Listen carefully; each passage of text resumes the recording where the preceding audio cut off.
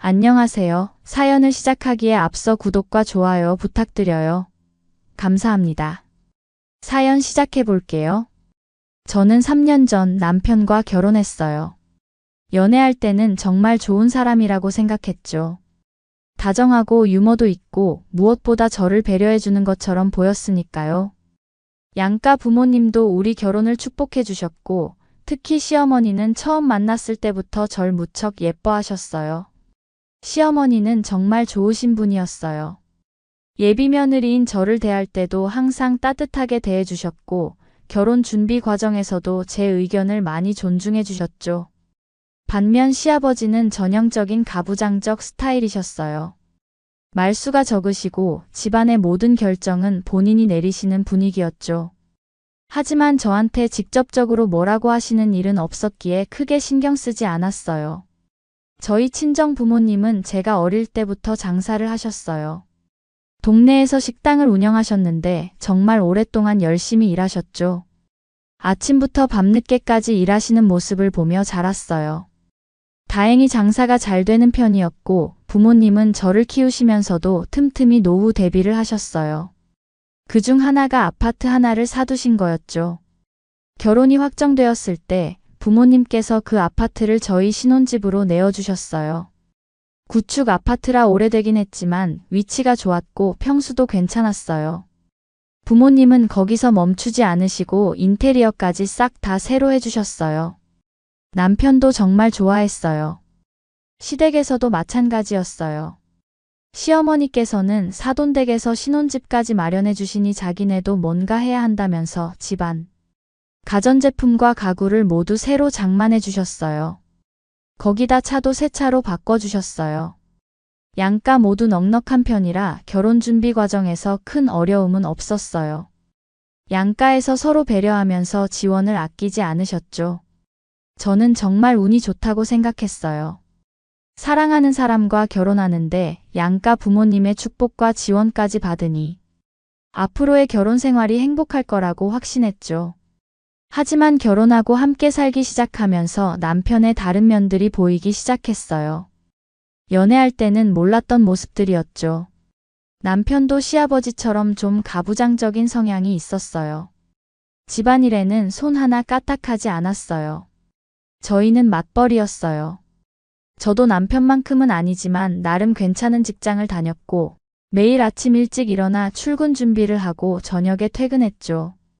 그런데 집에 오면 가사일은 거의 다 제 몫이었어요. 설거지, 빨래, 청소, 요리까지 전부 제가 했어요. 남편은 퇴근하면 소파에 누워 TV를 보거나 핸드폰만 들여다봤죠. 처음에는 피곤해서 그러려니 했어요. 하지만 매일 반복되니 지치기 시작했어요. 어느 날 조심스럽게 집안일 좀 나눠서 하자고 했더니 남편은 자기는 회사 일이 힘들다면서 집에서까지 일하고 싶지 않다고 했어요. 그래도 제가 계속 얘기하니까 남편이 분리수거는 해주기 시작했어요. 하지만 그게 다였어요. 다른 집안일은 여전히 제 몫이었어요. 한 번은 설거지를 부탁했더니 남편이 그러더라고요. 자기는 비위가 약해서 설거지할 때 음식물 찌꺼기 만지는 게 힘들다고요. 당연히 음식물 쓰레기도 비위가 약하다는 이유로 제가 버려야만 했어요. 그 무렵 코로나가 점점 심해지기 시작했어요. 뉴스에서는 매일 확진자 수가 늘어난다는 소식이 나왔고 사람들은 외출을 자제하기 시작했죠. 친정 부모님의 식당도 타격을 받기 시작했어요. 단골 손님들도 발길이 뜸해졌고 매출이 눈에 띄게 줄어들었죠. 부모님께서 전화로 걱정하시는 목소리를 들으니 제 마음도 무거웠어요. 그런데 그 즈음 저는 임신 사실을 알게 되었어요. 결혼한 지 2달밖에 안 됐는데 임신이라니 계획에 없던 일이었지만 기쁨이 더 컸어요. 남편에게 조심스럽게 말했더니 남편도 정말 좋아했어요. 양가 부모님께도 알렸는데 모두 엄청 기뻐하셨어요. 시어머니는 전화로 축하한다면서 건강 조심하라고 몇 번이나 당부하셨고, 친정 엄마도 기쁜 목소리로 잘 먹고 몸조리 잘하라고 하셨어요. 하지만 친정의 상황은 점점 나빠지고 있었어요. 코로나 때문에 식당 영업이 정말 힘들어졌죠. 부모님은 오랫동안 운영해온 식당이라 쉽게 포기하고 싶지 않으셨겠지만 결국 가게를 정리하기로 결정하셨어요. 엄마께서 전화로 그 소식을 전할 때 목소리가 떨리는 게 느껴졌어요. 20년 넘게 운영한 식당이었거든요. 그곳에서 저를 키우셨고 제 대학 등록금도 벌으셨고 노후 대비 저축도 하셨어요. 가게 정리하시는 날 친정에 다녀왔어요. 부모님은 씩씩하게 웃으시려고 하셨지만 속상해 하시는 게 눈에 보였어요. 아버지는 말수가 더 적어지셨고 엄마는 자꾸만 한숨을 쉬셨죠. 제가 위로의 말을 건네려 하면 괜찮다면서 오히려 저를 걱정하셨어요. 임신했으니 스트레스 받지 말라고, 이제 나이도 있으니 푹 쉬려고 가게 정리하는 거라고 하셨어요. 하지만 저는 알고 있었어요. 부모님이 얼마나 식당을 사랑하셨는지, 그곳이 부모님께 얼마나 큰 의미였는지. 남편은 가끔씩 말을 정말 막 했어요. 생각 없이 내뱉는 것 같았어요. 사람 기분 나쁘게 만드는데 천재였죠. 예를 들어 제가 직장에서 힘든 일이 있어서 얘기하면 이래서 여자들이 문제라니깐. 사회생활은 아무나 하나. 라는 식으로 말했어요. 몇 번 그 문제로 싸웠어요. 제가 남편이 말투가 상처가 된다고 좀 더 생각하고 말해달라고 했죠. 남편은 그때마다 자기는 그냥 사실을 말한 것뿐인데 왜 예민하게 구냐고 되려 저한테 화를 냈어요. 하지만 제가 계속 얘기하니까 조심하겠다고 하면서 넘어갔죠. 물론 며칠 지나면 또 똑같았지만요. 결혼하고 첫 명절이 다가왔어요. 추석이었는데 당연히 시댁에 가야 했죠. 임신 중이라 체력적으로 좀 힘들긴 했지만 첫 명절인데 빠질 수는 없었어요. 다음 날 아침 일찍 시댁으로 출발했어요. 시댁에 들어서니 시어머니께서 반갑게 맞아주셨어요. 시어머니는 제가 임신했다는 걸 아시고는 아무것도 하지 말라고 하셨어요.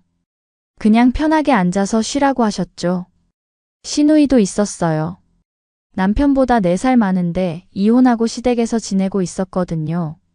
시누이도 저를 보자마자 반갑게 맞아주면서 임신했으니까 절대 무리하지 말라고 했어요. 저는 그래도 뭔가 도와드리고 싶었어요. 주방으로 가서 설거지라도 하려고 했는데 시어머니가 안 된다면서 손을 잡으셨어요. 시누이도 나서서 저를 거실로 다시 데려가셨죠. 과일이나 깎아 먹으라면서 접시에 과일을 담아주셨어요. 정말 감사했어요. 시댁 식구들이 이렇게 배려해 주시는 게 고마우면서도 한편으로는 미안한 마음도 들었어요. 그런데 그때 남편이 제 옆에 앉더니 이상한 소리를 하는 거예요. 너 참 좋겠다. 남들은 결혼하면 명절에 전부 치느라 고생한다는데 넌 남편 잘 만나서 일도 안 하네. 나한테 잘해라. 그 말을 듣는 순간 기분이 이상했어요. 고마워해야 할 상황인 건 맞는데 남편의 말투가 뭔가 비꼬는 것 같았거든요. 제가 뭐라고 대답하기도 전에 시누이가 주방에서 나오시더니 남편한테 버럭 소리를 질렀어요. 야, 너 말 그렇게밖에 못해? 싸가지 없게. 뱃속에 아기가 듣겠다. 너는 뭐 도와줄 생각은 안 하고 앉아서 딴지나 걸고 있어? 시누이는 정말 화가 난 것 같았어요. 얼굴이 붉어지면서 남편을 노려봤죠. 남편은 당황한 표정으로 농담이라고 했지만 시누이는 사람 기분 나쁘게 하는 게 농담이냐면서 더 화를 냈어요. 저는 어색해서 아무 말도 못하고 가만히 앉아 있었어요. 다행히 시어머니가 나오셔서 상황을 정리하셨어요. 시누이한테 그만하라고 하시면서도 남편한테는 말 조심하라고 한마디 하셨죠. 남편은 입을 삐죽거리면서도 알겠다고 대답했어요. 그 후로 그날은 별 일 없이 지나갔어요. 다음 날 아침 명절 차례를 지냈어요. 시댁 식구들이 모두 모여서 조상님께 절을 올리고 상을 차렸죠. 저도 함께 절을 올렸어요. 차례가 끝나고 식사를 했는데 시어머니가 해주신 음식들이 정말 맛있었어요. 저는 입덧도 많이 가라앉아서 잘 먹을 수 있었죠. 식사 후 정리하는 걸 도우려고 일어났는데 또 시어머니랑 시누이가 말리셨어요. 앉아있으라고, 임신부는 쉬어야 한다고 하셨죠. 저는 정말 미안했어요. 첫 명절인데 아무것도 안 하고 가만히 앉아만 있으니까요. 하지만 시댁 식구들이 워낙 강하게 말리셔서 어쩔 수 없이 앉아 있었어요. 점심을 먹고 좀 쉬다가 저는 남편한테 친정에 가자고 말했어요. 명절인데 친정 부모님도 뵙고 싶었거든요. 특히 엄마가 식당 정리하시고 많이 속상해 하셔서 얼굴이라도 보여드리고 싶었어요. 남편한테 오후에 친정에 가서 저녁 먹자고 말했어요. 그런데 남편이 갑자기 표정이 굳어지더니 이상한 소리를 하기 시작했어요. 명절에 며느리가 시댁에 있어야지. 무슨 친정에 간다는 거야? 그리고 니네 집 이제 망했는데. 내가 가고 싶겠어? 내가 이미 차 막혀서 못 갈 것 같다고 장모님한테 문자 보냈어. 그 순간 제 머릿속이 하얘졌어요. 우리 집이 망했다니 어이가 없었어요. 게다가 상의도 없이 문자를 보내다니요. 그때였어요. 갑자기 시어머니께서 남편이 뺨을 때리신 거예요. 저는 그 광경을 믿을 수가 없었어요. 시어머니는 항상 온화하신 분이셨거든요. 목소리를 높이시는 것도 거의 본 적이 없었는데 아들의 뺨을 때리시다니. 옆에서 시누이가 말했어요. 맞아도 싸. 내가 지금 무슨 말을 들은 거야? 엄마는 어떻게 저런 걸 낳고 미역국까지 먹었어? 남편은 뺨을 감싸면서 놀란 표정으로 시어머니를 쳐다봤어요. 엄마 갑자기 날 왜 때려? 시어머니는 그렇게 화내시는 모습을 처음 봤어요. 얼굴이 붉어지시고 손이 떨리셨어요. 목소리도 떨리면서 크게 말씀하셨죠. 당장 새아가 데리고 사돈댁 안 가. 어디 뚫린 입이라고 말을 함부로 해? 너 지금 누구 집에서 편하게 먹고 사는데. 가서 절을 해도 모자랄 판에 어디 싸가지 없이 말을 내뱉어. 새아가한테 당장 사과해. 내가 부끄러워서 새아가 볼 면목이 없네. 시어머니는 계속 소리치셨어요. 저는 그 자리에서 얼어붙어 있었어요. 시어머니가 그러시더니 저한테 다가오셔서 제 손을 잡으셨어요. 새아가 미안하다. 내가 아들을 잘못 키웠어. 정말 미안해. 어디 함부로 저런 말을 하는지. 저는 그 말을 듣고 눈물이 났어요. 남편은 그 와중에도 억울하다는 표정으로 말했어요. 엄마는 도대체 누구 편이야? 내가 뭐 틀린 말 했어? 그때 시누이가 다시 나섰어요. 남편한테 다가가서 손가락으로 남편의 가슴을 찍으면서 말했어요. 너 말 싸가지 없이 하는 거 고쳐. 옳게니까 너 같은 거 데리고 살아주는 거지. 나 같았으면 진작 내다 버렸어. 넌 그 주둥이가 문제야. 시누이의 말에는 진심 어린 분노가 담겨 있었어요. 남편은 더 이상 아무 말도 못하고 고개를 숙였죠. 그때 시아버지께서 안방에서 나오셨어요. 시아버지는 평소에 말씀이 별로 없으신 분이셨는데 이날은 달랐어요. 남편을 보시더니 낮고 무거운 목소리로 말씀하셨어요. 사돈댁 가서 예의 지켜라. 집안 망신시키지 말고. 못난 놈. 시아버지의 한마디에 남편은 완전히 기가 죽었어요. 더 이상 아무 말도 못하고 그냥 고개만 숙이고 있었죠. 저는 그 상황이 너무 혼란스러웠어요. 기쁜 건지 슬픈 건지 화가 나는 건지 억울한 건지 감정이 복잡했어요. 그날 이후로 남편은 정말 말을 조심하게 되었어요. 시어머니와 시누이가 종종 저희 집에 반찬을 가져다 주러 오셨는데 올 때마다 남편을 쥐 잡듯이 잡으셨거든요. 남편이 집안일 안 도우면 바로 지적하시고 말을 함부로 하면 그 자리에서 혼내셨어요. 남편은 그때마다 아무 말도 못하고 고개만 끄덕였죠. 저는 시어머니와 시누이께 정말 감사했어요. 남편이 변하는 게 느껴졌거든요. 집안일도 조금씩 돕기 시작했고 말도 조심하게 되었어요. 물론 가끔 예전 버릇이 나올 때도 있었지만 제가 지적하면 바로 사과하고 고쳤어요. 나중에 시어머니가 그러셨는데 그때 일부러 뺨을 때린 거라고 하시더라고요. 잘못했다는 걸 확실하게 알게 해줘야 한다면서요. 시간이 흘러 출산 예정일이 다가왔어요. 배가 점점 불러오면서 일상생활이 힘들어졌죠. 회사는 출산 휴가를 내고 집에서 쉬게 되었어요. 남편도 퇴근하면 바로 집에 와서 저를 챙겨주었어요. 예전과는 확실히 달라진 모습이었죠. 드디어 출산을 했어요. 진통이 시작되었을 때 남편이 황급히 병원으로 데려갔고 몇 시간의 진통 끝에 건강한 아들을 낳았어요. 아기를 처음 봤을 때의 그 감동은 말로 표현할 수 없었어요. 작고 연약한 생명이 제 품에 안겨 있는 게 신기하면서도 벅찼죠. 퇴원하고 집에 왔을 때 엄마가 오셔서 산후조리를 도와주셨어요. 미역국도 끓여주시고 아기 기저귀도 갈아주시고 빨래도 해주셨죠. 정말 감사했어요. 엄마 없이는 산후조리를 제대로 못했을 거예요. 그런데 며칠이 지나면서 남편이 조금씩 불편한 기색을 보이기 시작했어요. 엄마가 집에 계시니까 자기 집 같지 않다는 식으로 말했어요. 처음에는 대수롭지 않게 넘어갔는데 점점 더 심해지는 거예요. 엄마 앞에서는 아무렇지 않은 척하면서도 엄마가 안 계실 때는 저한테 불평을 늘어놓았죠. 어느 날 저녁, 엄마가 저녁 준비를 하러 주방에 가신 사이에 남편이 제 옆에 와서 속삭이듯 말했어요. 좀 불편하다고 언제까지 장모님이 계실 거냐고 물었어요. 저는 산후조리 기간이 아직 안 끝났는데 왜 그러냐고 되물었죠. 남편은 그래도 이제 좀 괜찮아 보이는데 혼자서도 할 수 있지 않겠냐고 했어요. 저는 화가 났어요.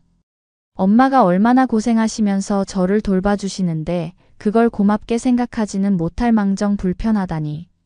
제가 좀 세게 말했어요. 그러지 말라고, 우리가 도움받고 있는 건데 왜 그러냐고 했죠. 그런데 남편이 또 이상한 소리를 하는 거예요. 당연히 너는 네 엄마니까 괜찮겠지. 나는 남인데 편하겠냐?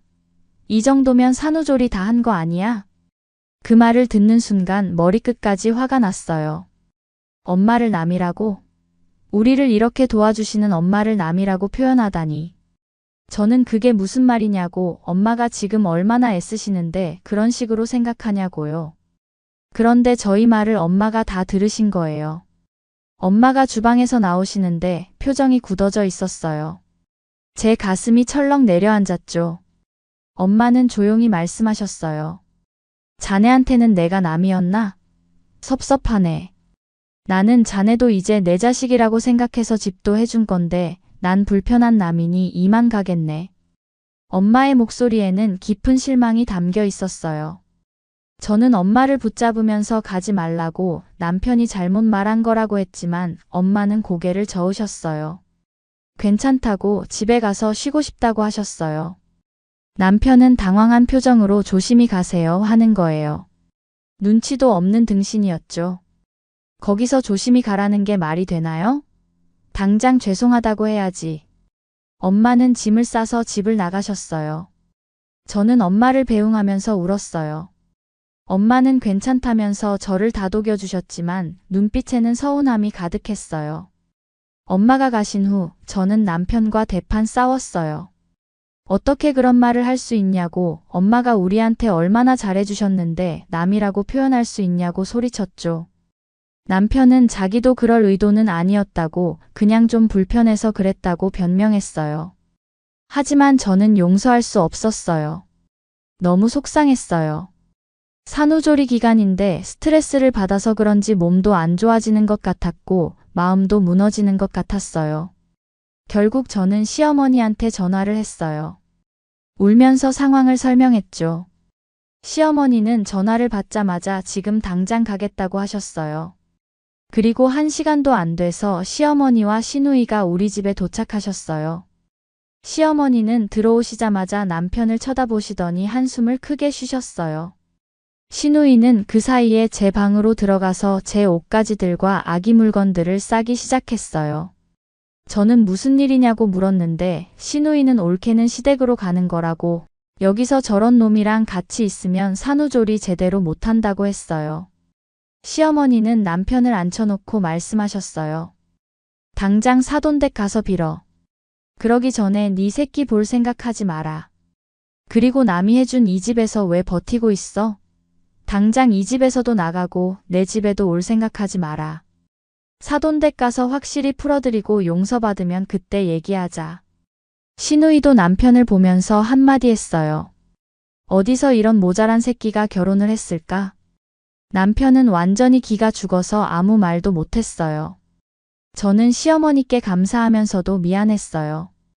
그렇게 저는 아기를 데리고 시댁으로 갔어요. 시댁에서는 제가 편하게 쉴 수 있도록 모든 걸 다 챙겨주셨어요. 시어머니는 제 대신 아기를 돌봐주셨고 시누이도 잘 챙겨줬어요. 저는 정말로 편하게 쉬면서 몸을 회복할 수 있었죠. 시댁에 온 첫날 밤 시어머니가 제 방에 들어오셔서 또 사과하셨어요. 아들을 제대로 교육 못 시켜서 미안하다고 이제라도 제대로 가르치겠다고 하셨어요. 나중에 엄마한테 전화가 왔어요. 시어머니가 엄마한테 전화하셔서 깊이 사과하셨다고 했어요. 자식 교육을 제대로 못 시켰다고 귀한 따님을 보내주셨는데 죄송하다고 지금이라도 자식 교육 제대로 시키겠다고 하셨대요. 엄마는 시어머니의 진심을 느끼셨는지 괜찮다고 하셨다고 했어요. 남편은 결국 친정에 가서 빌었다고 했어요. 엄마한테 무릎 꿇고 잘못했다고 사과했다고 하더라고요. 엄마는 처음에는 받아주지 않으셨지만 남편이 계속 빌고 또 빌어서 결국 용서해 주셨대요. 그 후로도 시어머니와 시누이는 남편 잡돌이를 제대로 하셨어요. 제가 집에 돌아온 후에도 시댁 식구들이 수시로 전화하셔서 남편이 집안일 잘 돕고 있는지 말 함부로 하지 않는지 확인하셨어요. 가끔 반찬 주신다고 집에 들르셔서는 남편이 집안일 하는 걸 직접 확인하시기도 했죠. 알고 보니 시누이 전 남편도 가부장적이고 집안일은 여자가 하는 거라고 생각하는 사람이었다고 했어요. 거기다 시댁 스트레스도 심했대요. 시누이는 참고 또 참았지만 남편이 방관만 하는 게 너무 미웠다고 했어요. 자기 아내를 지켜주지 않고 그냥 부모님 눈치만 보는 남편이 한심했대요. 결국 이혼을 결심했고 지금은 훨씬 행복하다고 했어요. 그래서 시누이는 저한테만큼은 그런 일이 없었으면 좋겠다고 했어요. 동생이 비록 말도 못되게 하고 행동도 모자라지만 올케가 잘 이끌어주면 변할 수 있을 거라고 믿는다고 하셨어요. 그리고 무슨 일이 있어도 자기가 내 편이 되어줄 거라고 동생이 잘못하면 언제든 말하라고 했어요. 시간이 흐르면서 남편은 정말 많이 변했어요. 이제는 제가 말하지 않아도 알아서 집안일을 해요. 퇴근하면 제일 먼저 아기를 안아주고 저한테 오늘 힘들지 않았냐고 물어봐요. 주말에는 같이 장을 보러 가고 집 청소도 같이 해요. 무엇보다 말을 조심하게 되었어요. 함부로 내뱉지 않고 한 번 더 생각하고 말하는 게 눈에 보였어요. 아기는 무럭무럭 잘 자라고 있어요. 이제 100일이 넘어서 목도 가누고 방긋방긋 웃기도 해요. 남편은 아기를 보면 세상에서 제일 행복한 표정을 지어요. 아기 덕분에 남편이 더 부드러워진 것 같아요. 시누이가 그랬어요. 결혼 생활에서 가장 중요한 건 소통과 존중이라고요. 서로의 생각을 나누고 서로를 존중하면 어떤 문제도 해결할 수 있다고요. 저도 이제는 그 말에 공감해요. 남편도 변했지만 저도 변했어요. 더 당당해졌고 더 현명해졌어요. 그리고 무엇보다 제 주변에 저를 지켜주는 사람들이 있다는 걸 알게 되었어요. 그게 가장 큰 힘이에요. 이제 아기는 곧 돌을 맞이해요. 벌써 1년이 지났다니 믿기지 않아요. 이 1년 동안 정말 많은 일이 있었죠. 힘든 일도 있었고 행복한 일도 있었어요. 하지만 그 모든 과정을 통해 저희 가족은 더 단단해졌어요. 결혼 생활은 끊임없는 노력이 필요해요.